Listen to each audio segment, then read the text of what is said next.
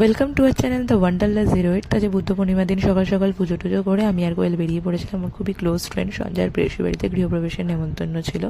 তো লিফটে করে যখন 5th ফ্লোরে যাচ্ছি তো কোয়েল আমার খুব মজা ওড়াচ্ছিল, কেননা আমি নাম্বারের দিকে তাকিয়েছিলাম। তাই বলছে কোনোদিন কি লিফটে উঠিসনি নাকি এরকম হাঁ করে তাকিয়েছিস।